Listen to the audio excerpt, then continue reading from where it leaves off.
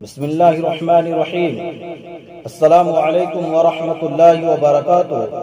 محترم سامعین کرام، آج میں آپ حضرات کی خدمت میں پیش کرنے جا رہا ہوں رسول اللہ صلی اللہ علیہ وسلم کے معمولات کیسے تھے۔ آپ آڈیو کے لاسٹ تک بنے رہیے، انشاءاللہ فائدہ ہوگا۔ تو چلیے آج کی بات شروع کرتے ہیں۔ رسول اللہ صلی اللہ علیہ وسلم جو وقت اپنے گھر میں گزارتے تھے اس کے آپ نے 3 حصے کر لیتے تھے۔ ایک حصہ اللہ تعالی کی عبادت کے لیے تھا، دوسرا اہل خانہ کے حقوق کی ادائیگی کے لیے، اور تیسرا حصہ اپنے آرام و راحت کے لیے۔ پھر اس تیسرے حصہ میں بھی جو اپنے آرام و راحت کے لیے تھا، آپ اپنے امتیوں کو بھی شریک فرما لیا کرتے تھے،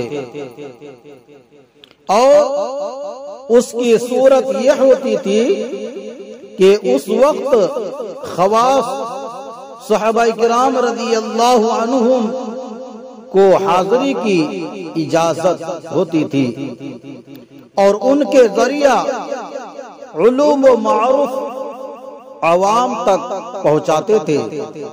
اس طرح اگرچہ یہ وقت عمومی ملاقات کا تو نہ تھا، لیکن اس کے فیض سے عامت الناس بھی محروم نہ رہتے تھے۔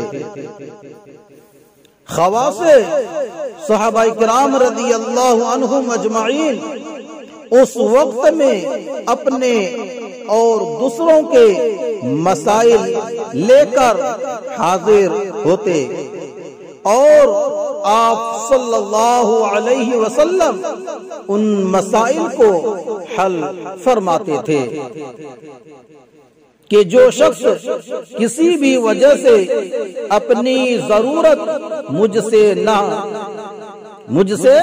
نہ کہہ سکتا ہو، آپ حضرات اس کی حاجت و ضرورت مجھ تک پہنچا دیا کریں۔ اور یہ بھی فرماتے تھے کہ اس کار خیر کے بدلے اللہ تعالی اس کو ثابت قدم رکھے گا۔ شمائل ترمذی۔ نماز عصر کے بعد آپ امہات المؤمنین کے یہاں تشریف لے جاتے اور سب سے خیریت دریافت کرتے۔ رات کے معمولات حدیث کی کتابوں میں تفصیل سے آئے ہیں۔ عشاء کے بعد ازواج مطہرات میں جس کی باری ہوتی، ساری ازواج مطہرات وہاں جمع ہوتی اور کچھ دیر مجلس رہتی۔ ابو داؤد۔ عشاء کے بعد دیر تک جاگنا آپ کو ناپسند تھا، لیکن اگر کبھی کوئی معاملہ مشورہ طلب ہوتا تو آپ اکابر صحابہ سے اس وقت مشورہ کرتے۔ ترمذی کتاب الصلاۃ۔ نصف شب عبادت فرماتے۔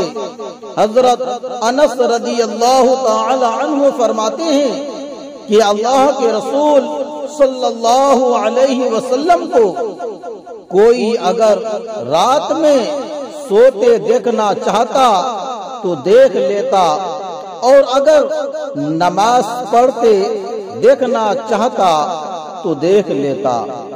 ناظرین، ایسے ہی واقعات سننے کے لیے ہمارے اس چینل کو سبسکرائب کریں اور ویڈیو کو لائک شیئر ضرور کر لیجئے۔ اپنا خیال رکھیے۔ خدا حافظ۔ السلام علیکم ورحمۃ اللہ وبرکاتہ۔